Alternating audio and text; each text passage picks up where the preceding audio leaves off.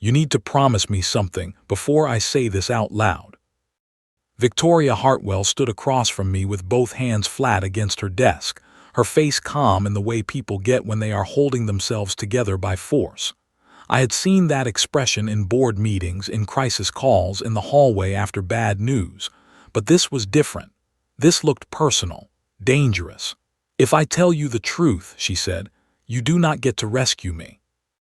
That should have been enough to stop me. She was my CEO. I was a security analyst who spent most of his life behind screens, fixing problems quietly and going home alone. I was not the man people confessed things to. I was the man people forgot was still in the room, but I had already crossed some invisible line the night I first saw her break. "I can't promise that," I said, her eyes lifted to mine, sharp, tired, hurt in a way that made my chest feel tight. "That," she said softly, "is exactly what I was afraid of." I should have walked out of her office then. I should have protected her position, my job, and whatever fragile line still existed between us. Instead, I closed the door behind me, and that was the moment everything became impossible. 3 weeks earlier, if you had asked me what I thought of Victoria Hartwell, I would have given the same answer everyone at Hartwell Systems gave. Brilliant, controlled, demanding, untouchable. She was the kind of leader people built stories around. At 34, I had worked under enough executives to know most of them were better at looking confident than actually being confident. Victoria was different. When she walked into a room, people did not pay attention because they were scared of her title. They paid attention because she always seemed like the only person who knew exactly where the fire was and how to put it out. I respected her. Everyone did. That was all it was supposed to be. My life outside work was small and neat and very quiet. I lived alone in a one-bedroom apartment that looked like a man had moved in for 6 months and never fully unpacked. My ex had left 2 years earlier with one sentence that still found me at bad hours. "You are a good man, Marcus. I just don't think good is enough." It was the kind of sentence that sounds polite until it starts living inside you. After that, I got even quieter. I worked late. I fixed things. I ate dinner alone more nights than I wanted to count. I told myself I preferred peace over disappointment. It sounded mature. It was really just loneliness with better branding. The first crack in everything came on a Thursday night at Riverside Cafe.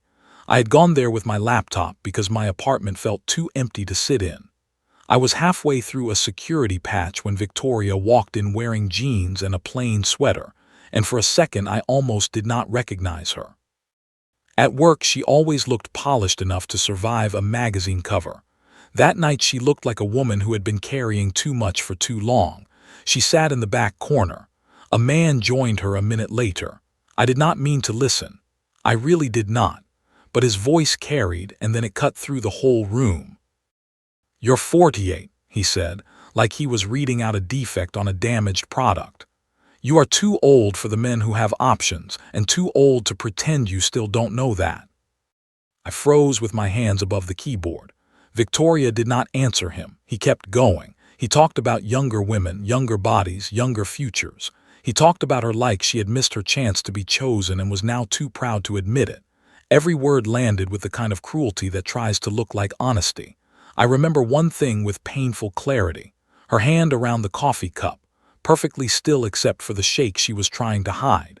He stood, tossed money on the table.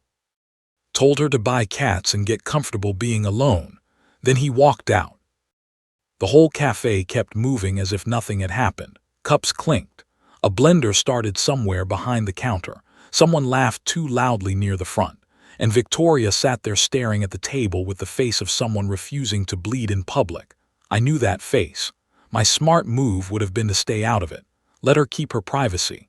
Let her dignity survive untouched. But there are moments when doing nothing feels too much like agreeing. So I got up and walked to her table. "Miss Hartwell," I said. She looked up fast and I saw it. Not weakness, not helplessness, just pain she hated being caught with. "Mr. Bennett." "I'm sorry," I said, "but that man was wrong." Her expression closed right away. Professional, clean, controlled. "You didn't need to hear that." "I know." And you definitely didn't need to comment on it. I know that too. For a second I thought she was going to tell me to leave. Instead, she looked back down at her coffee and said, very quietly, "Then why are you still standing here?" Because I knew the answer. Because I had heard a different version of the same speech in my own life. Because the world had a way of telling people they were not enough in voices tailored to hit the deepest wound. Because good men get called boring. Because strong women get called expired. Because I was tired of watching cruel people act like they were just telling the truth. Because I know what it sounds like, I said. When someone says a thing they want you to believe until it becomes your own voice. That made her look at me again. I sat down only after she gave the smallest nod. We talked for an hour that night. Not like CEO and employee. Not really. More like two tired people who had both been judged by people who did not understand their value. She told me almost nothing direct about the man who had hurt her, but enough for me to understand he was not the first. I told her more than I expected about my ex and the word boring and how strange it was that one person could leave and still keep talking in your head long after the door shut. At one point she laughed, a real laugh, quick and surprised like she had forgotten she still knew how. I noticed a silver watch on her wrist, simple, elegant, scratched near the clasp like she had worn it every day for years. Later I would learn it had belonged to her father. That night I only noticed the way her fingers touched it whenever she needed strength. When we finally stood to leave, she looked at me with a seriousness that made the whole moment feel fragile. "What happened here stays here," she said. "Of course. At work nothing changes." "Nothing changes," I agreed. I meant it when I said it. Then the server collapse hit 5 days later. My phone started screaming before dawn. Full system failure, major breach risk. Every worst-case alert at once. I was in the office before my coffee had cooled enough to drink and Victoria was already there. That was when I saw the second side of her, not the woman from the cafe, the leader. She was moving between departments, taking angry calls, calming clients, shutting down panic before it spread. While I was in the server room tracing the damage, she blocked the board from storming in every 10 minutes to demand answers. She gave me time, space, trust. At noon, when I still had not fixed it, my phone buzzed with a message from her. "I know you'll find the break point. Keep going."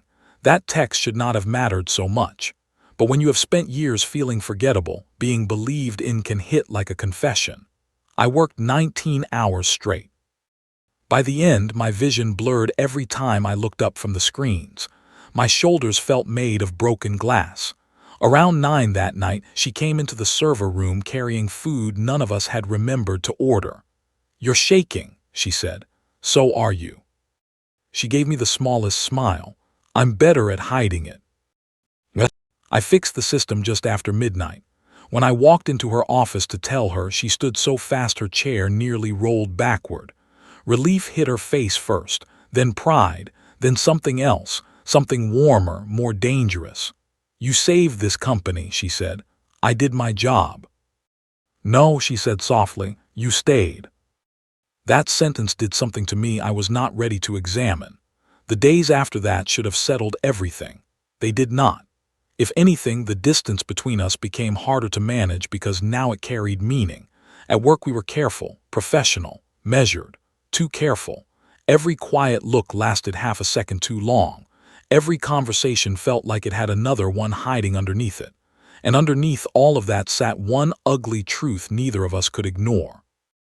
She was my CEO, which is why, when her message came 3 weeks later asking me to come to her office after everyone had gone home, I assumed something had gone wrong with the board or the servers or the company.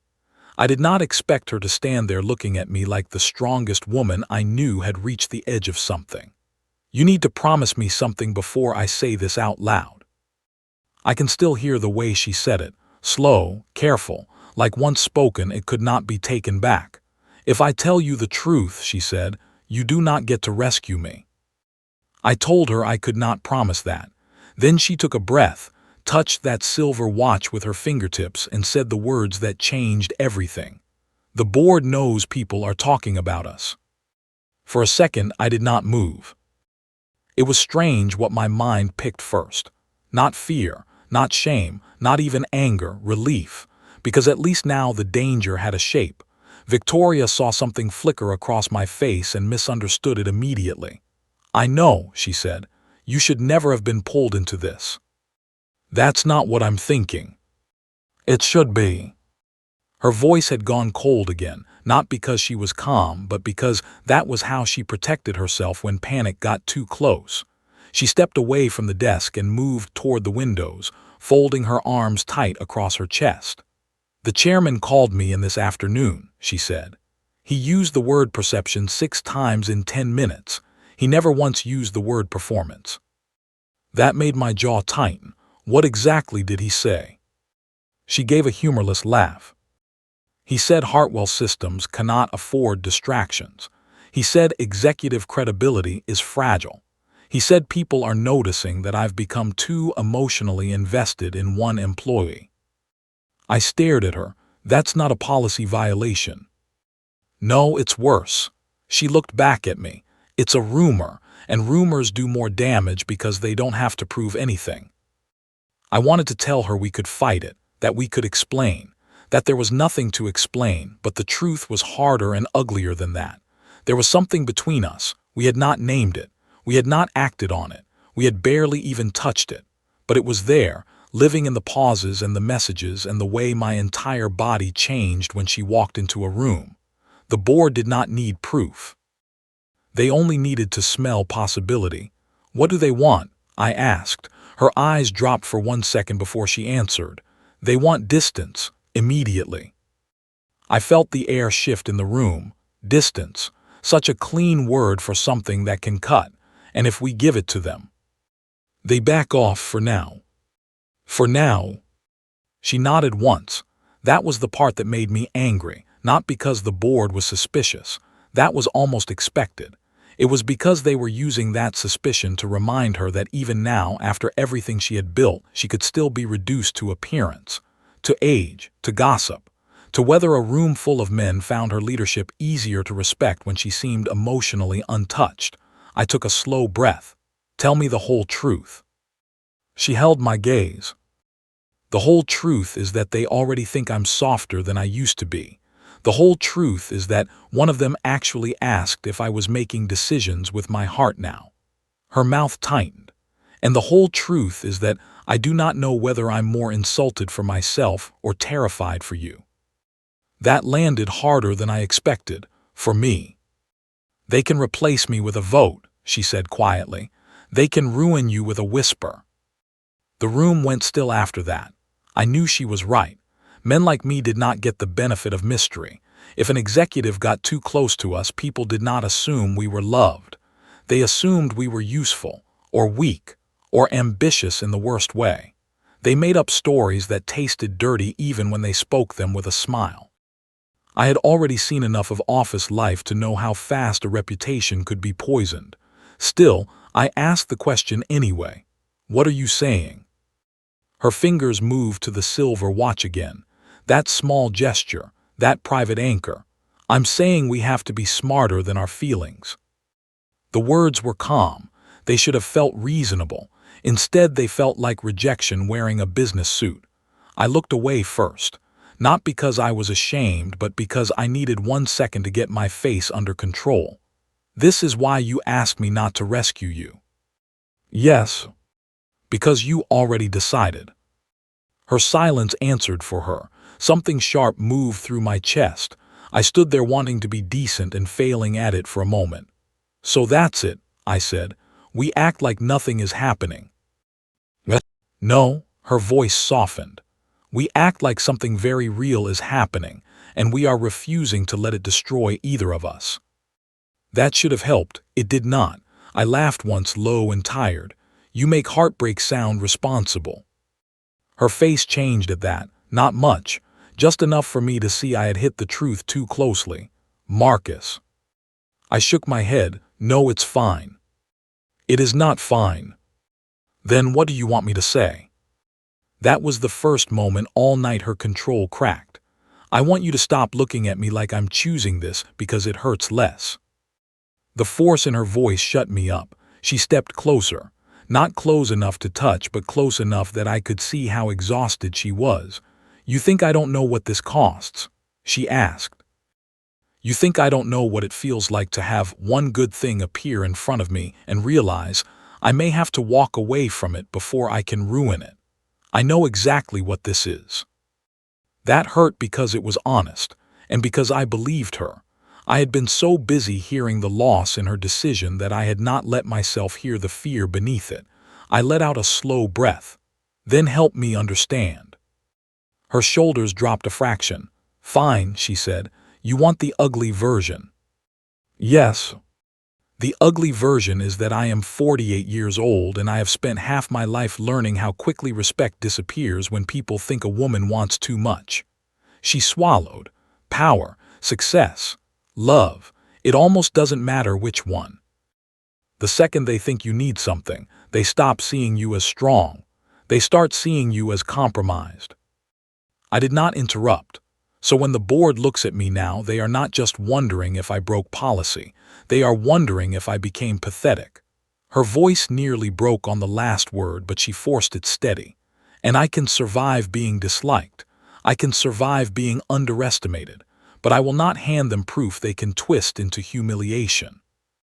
There it was, not vanity, not pride, dignity. The thing that man in the cafe had tried to take from her. The thing the board was now reaching for with cleaner hands. I moved closer before I thought too hard about it. "You are not pathetic." "I know that when I'm alone," she said. "I do not always know it when other people start talking." That line sat between us like a confession no one else was meant to hear. I do not know what expression was on my face then, but something in it made her eyes soften. "This is the part where you say something kind," she said, almost smiling. "You always do." "Maybe I'm tired of kind." "Marcus." "I mean it."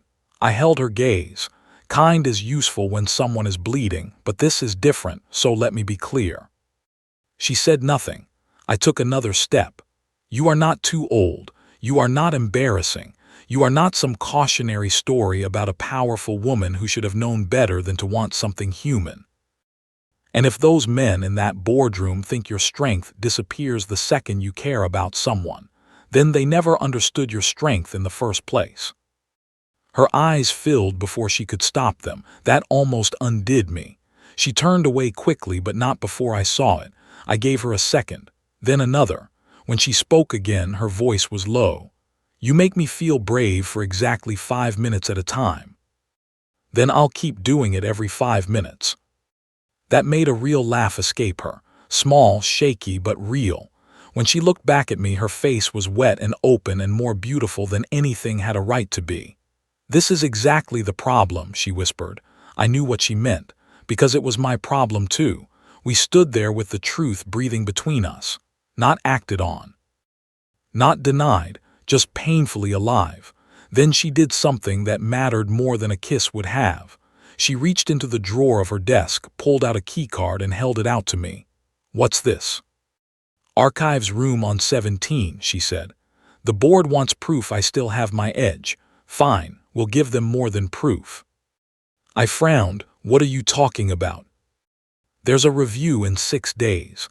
Quarterly strategy, investor confidence, future leadership. It was supposed to be routine. It won't be now." Her eyes sharpened. "If they want to question my judgment, then I'm going to walk into that room with numbers so strong they choke on them." I stared at the keycard in her hand. "You want me to help?" "I want your brain, your honesty, and your ability to find what everyone else misses." This sounds suspiciously like rescuing. It's not rescuing if I ask. For the first time that night I smiled. She noticed. That look on her face then was dangerous in a completely different way, softer, warmer, like she had forgotten for 1 second that we were supposed to be pulling back. Maybe she noticed it too because her hand tightened around the keycard before she placed it in my palm. Our fingers brushed. Nothing happened, and everything happened. Her voice dropped. "We do this carefully." "Yes. We do this right." "Yes. And Marcus." I looked up. "If at any point this starts costing you too much, you walk away." I closed my fingers around the keycard. "No," I said quietly. "That's not how I'm built." She looked at me like that answer both comforted her and scared her. Then she said the one thing I was still not prepared to hear. "That," she whispered, "is why I'm already in trouble." I did not sleep that night. I went home, stood in the middle of my apartment, and realized I was too wired to sit down and too tired to think straight. Her words kept replaying in my head. That is why I'm already in trouble, not because I had misread something, not because I had imagined a connection that wasn't there, because she felt it too, and because feeling it had already become dangerous. I made coffee I did not need, changed into a clean shirt for no reason, then sat at my kitchen table with the keycard she had given me resting beside my mug like a dare. By 4 in the morning, I gave up pretending I was going to rest and drove back to the office while the city was still dark and mostly empty. The 17th floor was almost silent.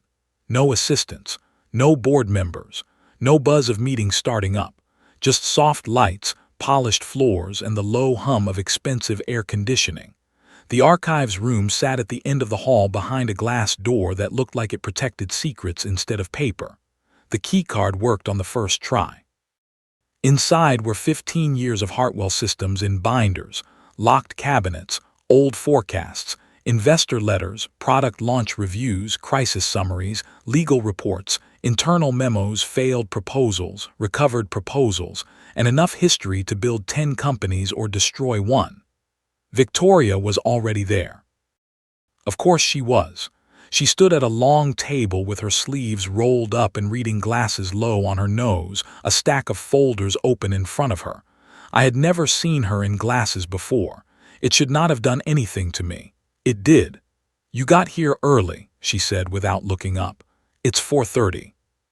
"Yes," she turned a page. "That's early." I set my bag down. "Did you go home at all?" "No." "Victoria." She finally looked at me then. There it was again, that same mix of command and exhaustion, that same refusal to admit when she was running on fumes. "You do not get to start the day by scolding me," she said. "I wasn't scolding you." "You absolutely were." I moved closer to the table. "Then I'll just say this. If you collapse in front of the board, your numbers won't matter." Her mouth twitched. That was annoyingly sensible. "I'm known for that." "I know." Something about the way she said it made the room feel smaller. I looked down at the folders. "Where do we start?" She slid one binder toward me. "Investor retention over the last 8 years. There's a narrative in there no one has framed properly. They keep crediting market timing instead of leadership discipline. And you want the leadership discipline pulled out clean. I want it impossible to ignore." That became our rhythm for the next several hours. She worked one side of the table. I worked the other. We traded files, pulled numbers, flagged patterns, built timelines, and slowly turned 15 years of proof into something sharper than a defense. This was not going to be a plea for mercy. It was going to be a case so strong the board would have to either respect it or expose their own bias trying to dismiss it. Around 7, I found the first thing that made me sit back in my chair. "Victoria." She looked up from her notes. 3 years ago, when the supply chain collapse hit, you froze executive bonuses instead of laying off the lower teams." "Yes." I stared at the report. "You never took public credit for that." She shrugged once. "It wasn't public." "It should have been." "It wasn't charity, it was strategy. Layoffs would have hurt recovery." "Still." I flipped another page. "You kept 412 families afloat and let people assume the survival plan was just a financial adjustment." Her eyes held mine for a second. "I wasn't doing it for applause." "I know." That was one of the strangest things about her. The deeper I looked into her work, the more I found sacrifices no one had asked for and almost no one knew about. Quiet decisions, hard calls, costs she had taken on herself so other people would not carry them. There were no dramatic speeches attached to any of it, no stories planted in the press, just evidence of someone choosing responsibility over praise again and again. By 8:30, we had covered an entire wall in notes. Revenue growth, client retention, expansion timing. Cybersecurity investment before the market demanded it. Employee retention rates that beat competitors year after year. And under all of it, a clear pattern. Hartwell Systems was not lucky. It was well led. Victoria stepped back and studied the wall. "If they still want me out after this," she said, "then at least they'll have to lie while they do it." I looked at her. "That sounds like a line you've been carrying around for a while." Her expression changed a little, not guarded, just farther away. "Maybe I have." I did not push. Not right then.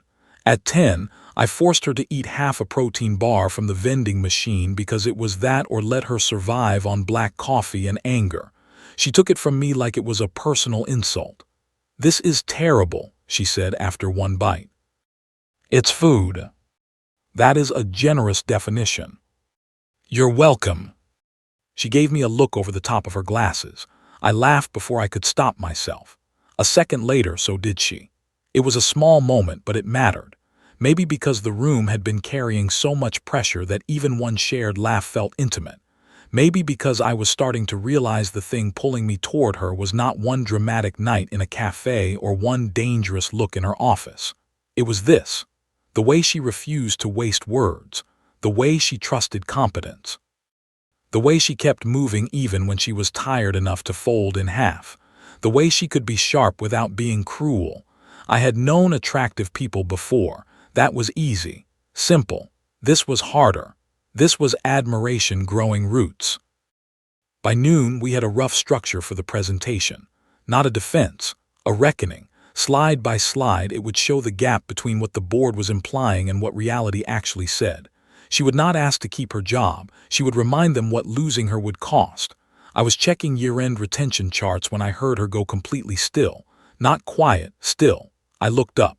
She was holding an old printed memo in one hand and staring at it like it had reached out and touched her. "What is it?" For a second she said nothing. Then she handed it to me. It was dated 11 years earlier. A private board recommendation memo. Subject line: succession planning and public optics. I scanned 3 lines and felt something cold move through me. The language was polished, corporate, clean enough to pass in daylight, but the meaning was obvious. Victoria, then younger and newly expanding the company, had been described as exceptionally capable but at risk of becoming too singular a brand presence. Another line suggested a warmer and more family-centered public narrative might improve long-term investor comfort. I read it twice, then a third time. "This is about you not being married." "Yes." The word came out flat. "And not being a man," I said. She gave the smallest nod. I looked back down. There was more. Suggestions about image balancing, executive visibility, media coaching around approachability. The whole thing was one long, polished argument for making a powerful woman easier to digest. My hands tightened on the page. They actually put this in writing. "It was never meant for me to see," she said. "One of the former legal counsels left it in a file packet by mistake." I lifted my eyes. "And you stayed?" Her laugh this time was so dry it barely sounded human. "Yes, I stayed." That hit me harder than anything else in the room, because I suddenly understood that the cafe had not been a first wound. It had only pressed on an older one. The world had been trying to reduce her for years. Too sharp, too driven, too alone, too old, too much, not enough. Different words, same punishment. I set the memo down carefully. "This goes in." Her head turned fast. "No." "Yes." "It is old, private, and they'll call it emotional if I use it." "Good," I said. "Let them.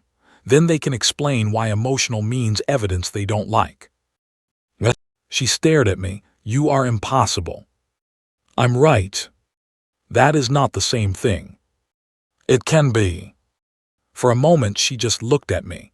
Then she leaned back against the table and folded her arms. "You know what your problem is. I'm sure you're going to tell me. You are far too comfortable fighting battles that are not technically yours."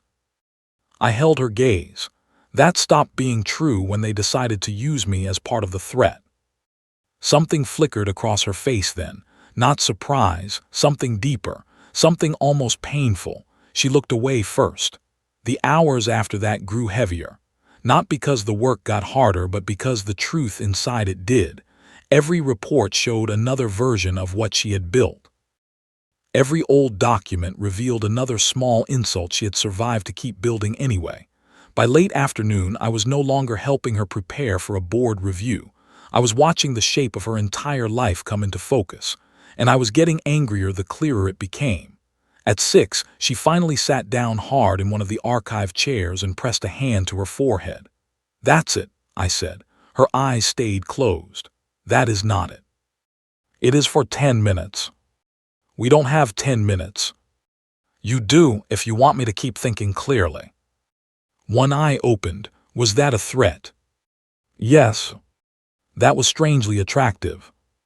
The second the words left her mouth, the room changed. She knew it. I knew it.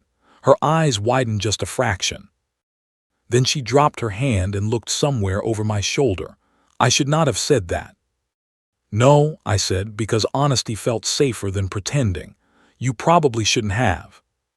Silence, heavy, electric, impossible. Then she stood up too fast, crossed to the far cabinet, and pretended to search for a file neither of us needed. I should have let it go. I should have chosen safety. Instead, I said the one thing that had been true for longer than I wanted to admit. I haven't been doing this out of loyalty to the company. She went still again. Very slowly she turned around. "Marcus." "I know." "No." Her voice was quiet now, careful in the worst way. "You do not get to say something you cannot take back when we are both this tired." I took a breath.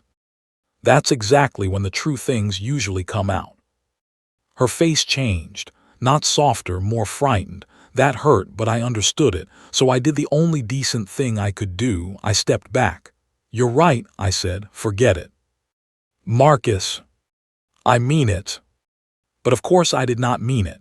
We both knew that, because the truth was already standing between us and no amount of discipline was going to make it smaller. She touched the silver watch on her wrist like she needed grounding, and when she spoke again, her voice nearly broke. "If you say it now," she whispered, "what happens to us tomorrow?" I could have answered that question 100 wrong ways. I could have said tomorrow did not matter. I could have said I was tired of waiting, tired of pretending, tired of treating every honest feeling like a threat. All of that would have been true. None of it would have helped her. So I held her gaze and made myself choose the harder answer. "Tomorrow," I said quietly, "we do the right thing." Something in her face loosened. Not relief exactly, more like gratitude mixed with sadness, because she knew what it cost me to say it, and I knew what it cost her to need it. The room went silent again, not cold this time, just full of everything we were not touching, full of words sitting behind our teeth because speaking them too soon would turn them into damage. Victoria looked down first. Her fingers brushed the silver watch again. "I hate that you understood the correct answer that fast," she said. "I didn't understand it fast." That made her look up. I understood it slowly and against my will. A tired laugh escaped her, still annoyingly noble. "Do not make that sound flattering. It encourages me." It was not intended as praise. "That's a shame." There it was again. That small ease between us, not enough to remove the danger, just enough to remind me why the danger existed in the first place. I picked up the memo from the table and slid it into the presentation stack. "We keep this in." She watched me but did not argue this time. Then she moved back to the wall of notes and squared her shoulders. "Fine. If we're going to survive this, we stop circling the emotional problem and finish the practical one." "Yes, ma'am." Her eyebrows lifted. "Did you just ma'am me?" "I did." That feels vaguely disrespectful. It was actually full of respect. That is highly debatable. I smiled despite myself. "You want the next section on executive retention or investor confidence?" "Investor confidence first, then the hiring pipeline, then the compensation restraint models. She paused, and Marcus. Yeah. Thank you for not saying it. I knew what she meant. I nodded once. You're welcome. What followed was the cleanest work either of us had done in hours. Maybe because the boundary had been named. Maybe because once two people admit the cliff is there, they stop stumbling toward it by accident. We built the rest of the presentation like engineers trying to hold up a bridge in a storm. Every slide had to do more than defend. It had to corner. If the board wanted to argue Victoria had lost her edge, they would have to do it while staring at 15 years of results. If they wanted to hide behind vague language about image and perception, they would have to explain why those concerns only seemed to appear around a woman who had reached an age men were allowed to age past without punishment. By 9 that night, the room looked like a war map. Victoria stood in front of the screen while I clicked through the latest draft. Slide 12 is too soft, I said. It contains a 12-year growth pattern. It contains a polite 12-year growth pattern. Right now it says stability. It should say discipline. Stability sounds passive. Her eyes narrowed with interest. You're right. I know. I'm starting to dislike how often that happens. That seems unreasonable, considering how useful it is tonight. She ignored that, changed the title. I did. She moved to the next one. Slide 19 needs the employee retention data brought higher, not after the competitor comparison, before it. So they see the human cost first. So they remember this company is made of people before they reduce it to numbers. I looked over at her. That's why people stay loyal to you.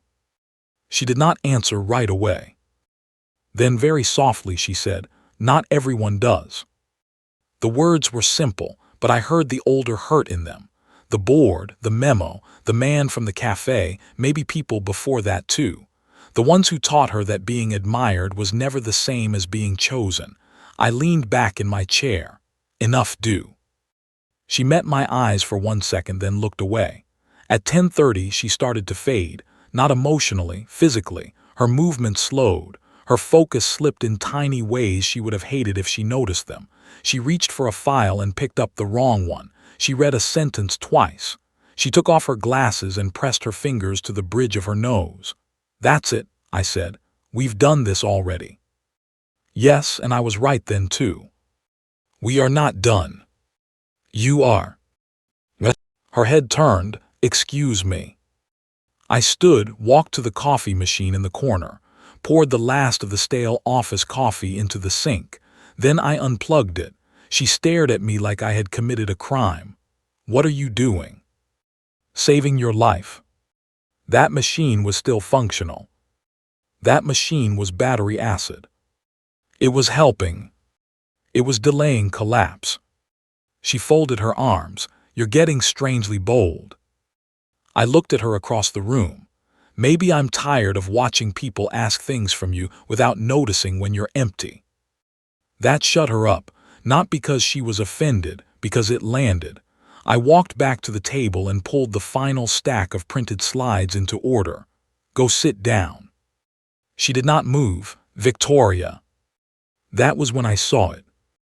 The hesitation, not over the work, over being cared for, like rest felt too close to surrender, so I softened my voice. Just 5 minutes. Her face changed in that small private way it always did when she was trying not to feel too much at once. Then she sat. I handed her a bottle of water from the mini fridge. She took it without a word. After a few seconds she said, my father used to do this. Order you around. 1, he would argue that it wasn't ordering. 2, yes. That made me smile. The watch was his. Her fingers moved to it instantly. Yes. She looked down at it, thumb brushing the worn edge of the clasp. He bought it when he opened his first hardware store. Nothing fancy, but he wore it every day until he died. A pause. When Hartwell Systems became profitable for the first time, my mother gave it to me. I sat back down but did not say anything. She was not a woman who offered personal stories often. I knew better than to interrupt one. He used to tell me that people will forgive you for failing faster than they'll forgive you for surprising them. A dry smile touched her mouth. I think he meant it as warning. I heard it as a challenge. That sounds like you. It sounds like someone exhausting. It sounds like someone who built something out of nothing. She looked at me. You always do that. Do what? Turn the harshest version of something into the truest one. I thought about that. No, I said. I think I just removed the cruelty people attach to it. She held my eyes a little too long. Then, before either of us could make the moment bigger than it already was, my phone buzzed hard against the table. A message from Derek. Heard weird things. Board meeting moved up. 8 a.m. sharp. Also, someone from finance says they're discussing transition language. Thought you should know. The blood drained out of my face. Victoria saw it immediately. What? I handed her the phone. She read the message once, then again. When she looked up, all softness had vanished. Transition language, she repeated, which meant replacement, not concern, not pressure, a plan. They were never waiting to review me fairly, she said. No. They were preparing the room before I walked in. Her voice had gone flat in that way it did when anger became too focused to sound emotional. I felt my own anger rising fast. Then tomorrow isn't a presentation. It's an ambush. No, she set the phone down with frightening calm. Tomorrow is their mistake. There was something in the way she said that which made the whole room sharpen, not because she was reckless, because she was done being polite. She crossed to the screen and looked at the presentation in silence for a few moments. Then she turned back to me. We changed the order. Hell, we open with the succession memo. I blinked straight out of the gate. Yes, that's a knife. I know. They'll say it's inflammatory. Good. I stared at her for half a second, then I nodded.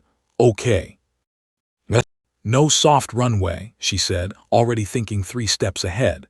No thanking them for their time, no careful preamble. I want them uncomfortable before they settle into their chairs. That is definitely a knife. A colder smile appeared. Marcus. Yeah. I am finished making myself digestible. The line hit me like a struck match, because it was bigger than the board, bigger than tomorrow. It was a woman finally refusing the shape other people kept trying to force her into.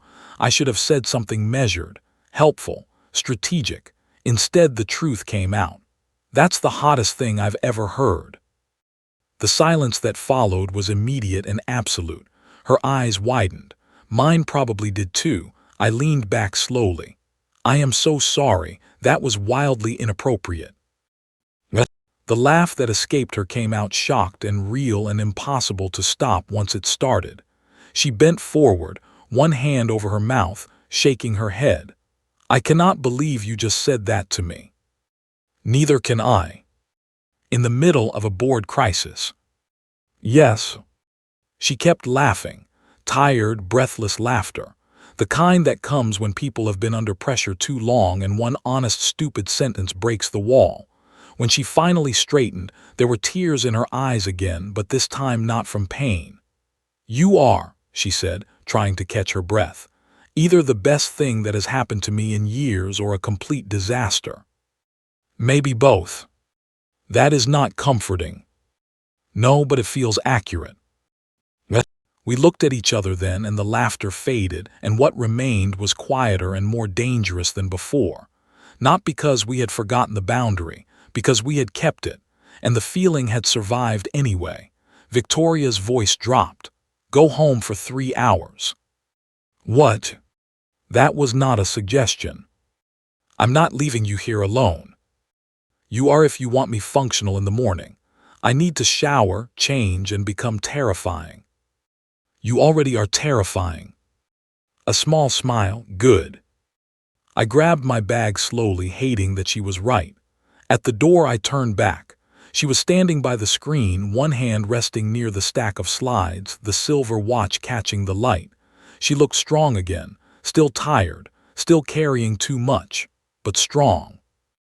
And for some reason that made what I said next feel more dangerous than if she had looked fragile. "If they come for you tomorrow," I said, "they better not miss." Her face went very still, then she answered in a voice so calm it almost scared me.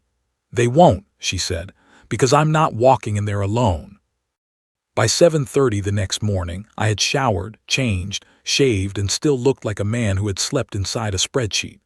The city outside had barely finished waking up when I stepped back into Hartwell Systems with a garment bag over one shoulder, a laptop under my arm, and enough caffeine in my system to qualify as a legal problem. The lobby felt too polished for a morning like that, too clean, too normal. Like buildings do not understand the kind of damage people plan inside them. Victoria was already in the executive conference room.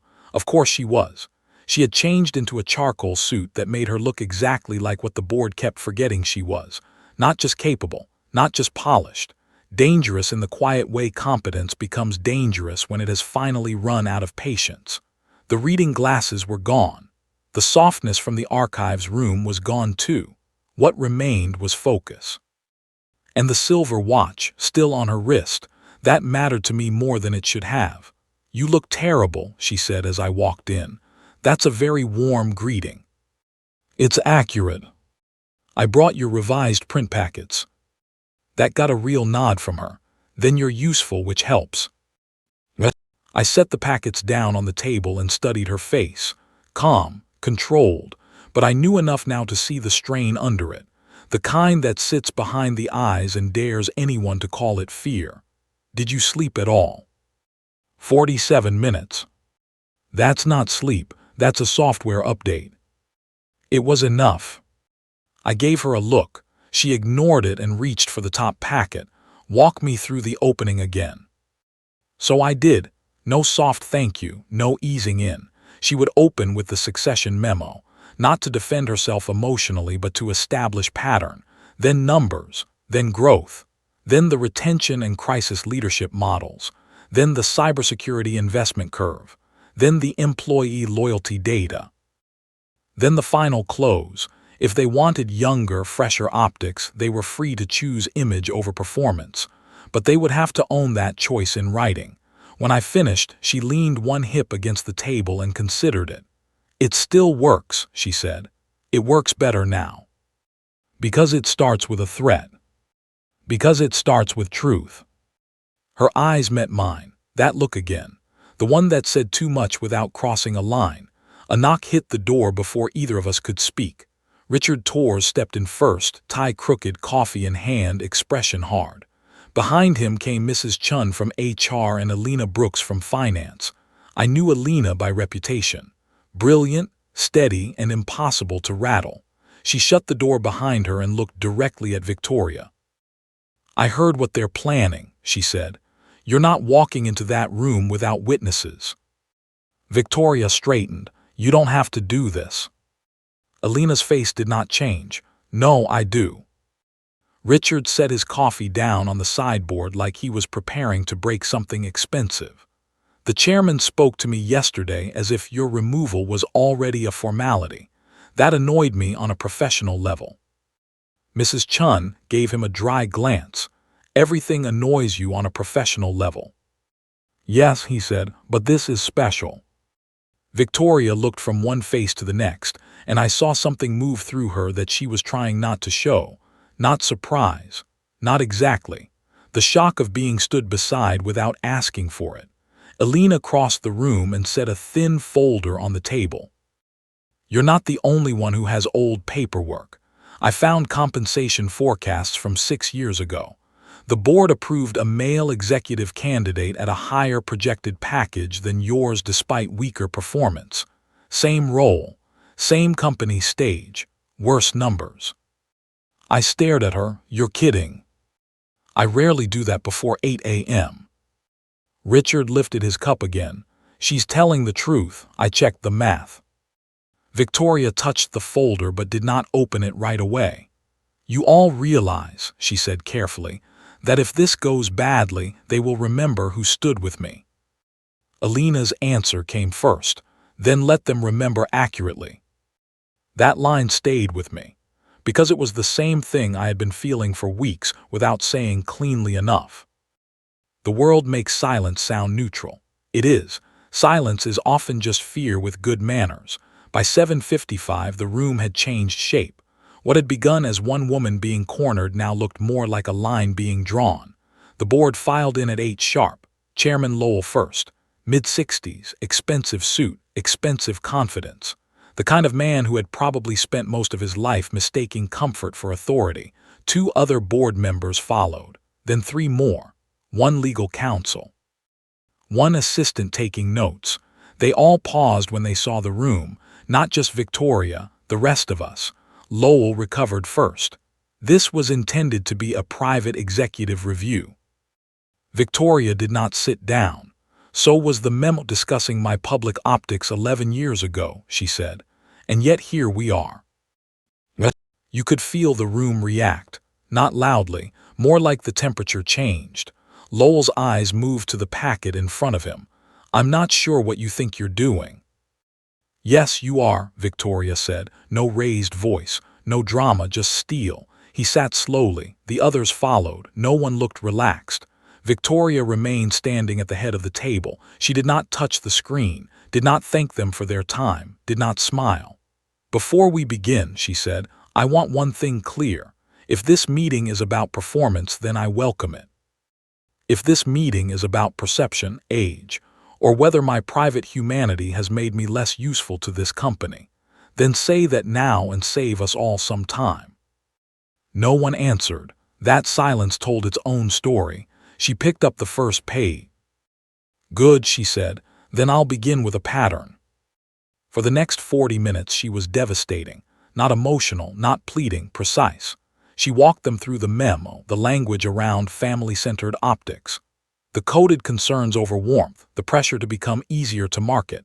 Then she moved straight into the numbers. 15 years of growth, investor loyalty, crisis recovery, employee retention, expansion strategy, compensation discipline, security investment. Every slide landed harder than the last because none of it was theory.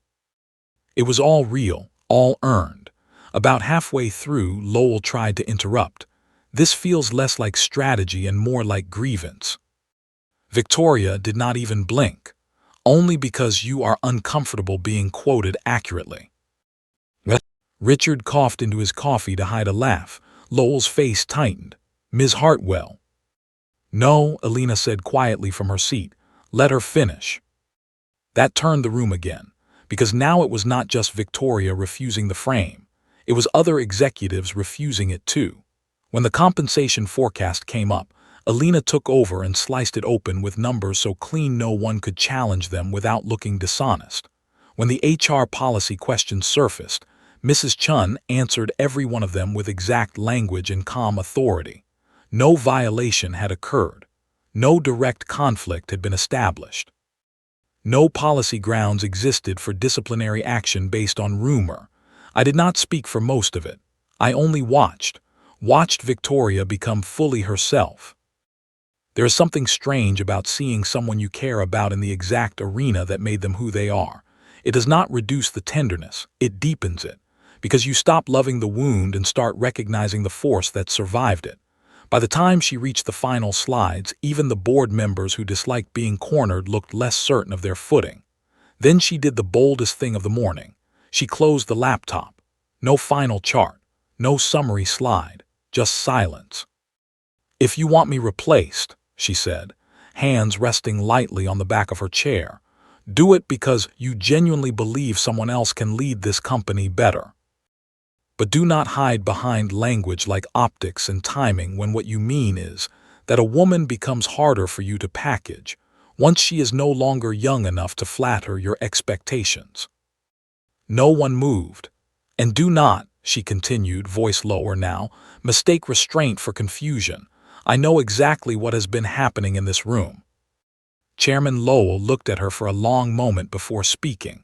You're making this very personal. Victoria's answer came without hesitation. No, you did that when you turned my age into strategy. It was one of those rare moments where the truth enters a room and every lie immediately looks embarrassed. Lowell glanced at the others. Bad sign for him, because no one rushed to support him. Instead, one of the quieter board members, an older woman named Janet Cole, folded her hands and said, "I'd like it noted that I find the performance data overwhelmingly clear." Another man nodded, agreed. A third said nothing, but leaned back with the expression of someone recalculating what side history would prefer he had been on. Lowell exhaled through his nose. No one is disputing Ms. Hartwell's contributions. Alina's reply was ice. That is exactly what you were preparing to do.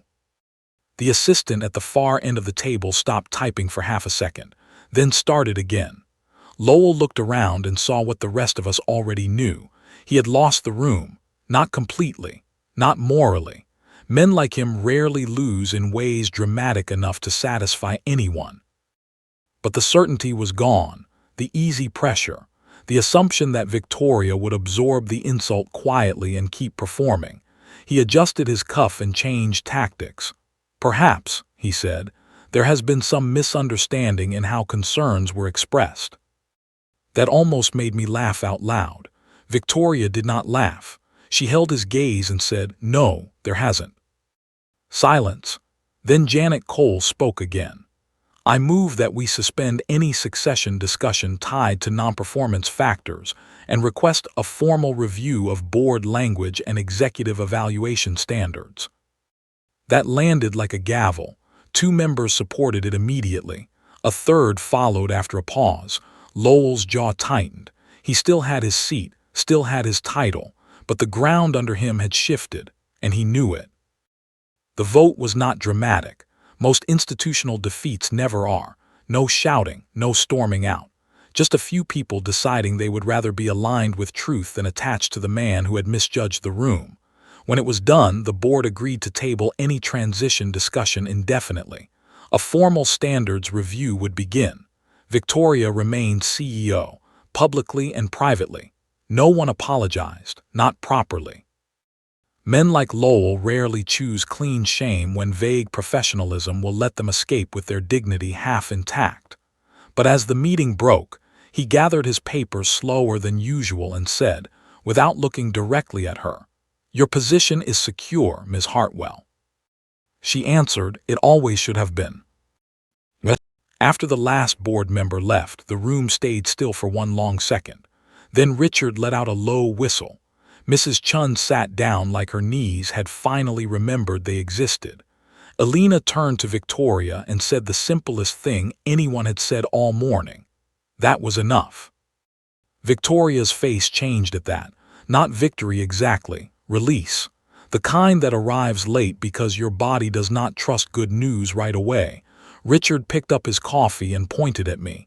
"Bennett, my office, 10 minutes. I blinked. "What? 10 minutes? Then he walked out. I looked at Victoria. She looked back at me. We were both too charged and too tired to read anything clearly. Alina gave me a faint knowing look on her way past, which was not helpful at all. 10 minutes later, I was in Richard's office standing in front of a wall of framed certifications while he shut the door behind me. He sat down, folded his hands, and got straight to the point. "You're being transferred out of your current reporting line effective today." My stomach dropped. That sounds bad. It is. He slid a document across the desk. "I'm taking you under enterprise architecture until further notice. Temporary at first, possibly permanent, cleaner structure, no board questions, no ethical gray area." I stared at the paper. He leaned back. "You're good at your job, Bennett, better than good. I am not losing one of my best people to gossip written by people who barely understand what you do." For 1 second I could not speak. Then I managed, "Did she ask you to do this?" "No." His voice stayed flat. "I offered because it's correct. Don't insult me by assuming I need romance to recognize competence." Heat rose into my face. "Sorry." He nodded once. "Good, sign it by noon." I picked up the form. My hand was steady. My chest was not, because he was fixing the problem, because he was removing the imbalance, because the line between us and disaster had just changed shape, and because the first thing I wanted to do was go find Victoria. I signed the transfer form in Richard's office with a hand that looked steadier than I felt.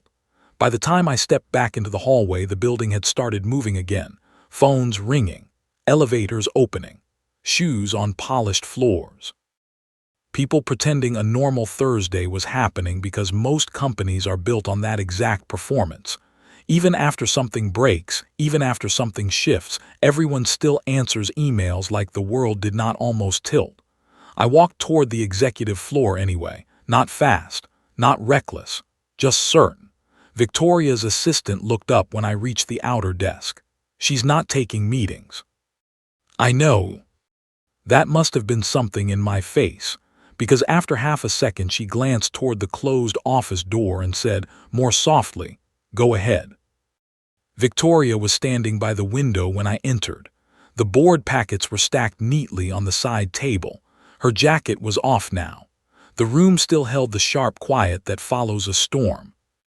She turned when she heard the door close, and for one suspended second we just looked at each other. She was still composed, still elegant, still wearing that silver watch, but the armor had changed, not gone, just loosened. "What happened?" she asked. I held up the transfer form. Her eyes moved across the page, then back to my face. "Richard moved you." "Yes." A long breath left her. I had seen her relieved before, during the server collapse, after hard negotiations, in those rare moments when disaster pulled back at the last second. This was different. This relief hurt, because it had cost her something to wait for it. "He did that without me asking," she said. "I know. I didn't call in a favor." "I know that too." She looked down at the paper again, then set it carefully on her desk like it was fragile. "Then they can't touch this," she whispered. "No.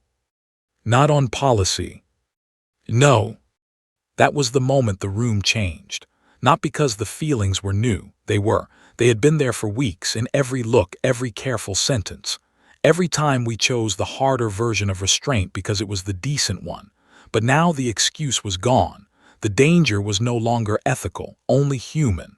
Victoria looked at me in a way I had felt coming for a long time and still was not ready for. Openly. Not as her employee. Not as a problem to manage. Not as a man she needed to protect from herself. Just me. "Marcus," she said quietly, "if I speak now, I need you to understand that I am not speaking as your CEO." I took one step closer. "I know." Her fingers moved to the silver watch and stopped there, resting over it like a hand on a pulse. "I have spent years telling myself that wanting less would make life simpler," she said. "Less hope, less need, less room for disappointment." It sounded wise. It sounded grown-up. It sounded safe. Her eyes held mine. It was just another way of being lonely with dignity. I did not move. I barely breathed. She took one slow breath. "Then you sat down at my table when every sensible person would have walked past. You saw me on one of the worst nights I've had in years, and you did not look at me with pity. You looked at me like I was still myself." Her voice lowered. "And since then, every time I have tried to place you back into a neat category where this would feel less dangerous, you have ruined it." That almost made me smile, almost, because there were tears in her eyes now, and somehow that mattered more than all the calm strength she had shown in the boardroom. "I didn't mean to ruin anything," I said softly. "Yes, you did." A tiny, shaking smile touched her mouth. "You just did it kindly." She looked down for a second, then back up. "I love you." No build-up, no shield, no corporate language around it, just the truth. And because life is cruel and generous in equal measure, the first thing I felt was not triumph. It was grief for every year she had lived without hearing herself say that and trusting she was allowed to mean it. I crossed the room slowly, gave her every chance to step back. She didn't. "I love you too," I said. "I think I did before I had any right to. I know I did before it was easy." Her eyes closed for 1 second like the words had weight. When they opened again, the room felt smaller. "Say it again," she whispered. "I love you." That was when she reached for me, not dramatically, not desperately, just with certainty. Her hand touched my face first, warm and careful, like she was learning something by touch she had already known in silence. Then she kissed me. It was not the reckless kind of kiss that ignores consequences. It was the opposite. It was what happens when two people have spent too long measuring every boundary and finally step across one they have earned. Slow, real, a little unsteady at first, then not unsteady at all. When she pulled back, she stayed close enough that I could feel her breath. That, she said softly, was worth every impossible week. I laughed once under my breath. Good, because I was not going to survive another one. She smiled then, not the public one, not the CEO's smile from the lobby portrait she hated. This one belonged to no one else. The weeks after that were not magically easy. That is the part stories often skip because people want love to solve what character already has to survive. We told HR everything formally. Mrs. Chun reviewed the transfer, the reporting line, the disclosure language, and the conduct requirements with the calm face of a woman who had seen human mess before and planned to outlive all of it. We are not doing this halfway, she said. We know, Victoria answered, and we didn't. At work we stayed professional, measured, careful in ways that protected more than policy. They protected trust. Mine, hers, everyone else's. Some people still talked. Of course they did. Whispers in hallways. Looks that lingered a little too long. A joke cut short when I walked into a break room. An anonymous message left on an internal thread suggesting I had found a creative promotion path. I deleted it and kept walking. Then 2 weeks later, a ransomware attempt hit one of our third-party vendors, and I caught the breach pattern before it crossed into our network. The containment saved the company millions in exposure and weeks of operational chaos. The board sent a formal note of recognition. Richard made sure it came through the proper chain. Alina copied the numbers to everyone who mattered. After that, the gossip did not vanish, but it got quieter. Competence has a way of making cheap stories harder to sell. 3 months later, Janet Cole led the board standards review. Chairman Lowell stepped down before the findings were finalized, officially for personal reasons. Unofficially because rooms get smaller for men like that once enough people stop protecting them. Victoria did not celebrate. She just kept working. That was another thing I loved about her. She did not feed on revenge. She built past it. By spring, I had stopped keeping extra clothes at my apartment because most nights I ended up at her house anyway. My books appeared on her shelves one by one. My ugly blue coffee mug sat beside her white one every morning like it had always belonged there. One Sunday, I found a drawer cleared out for me in her bathroom and stood staring at it longer than I should have. What?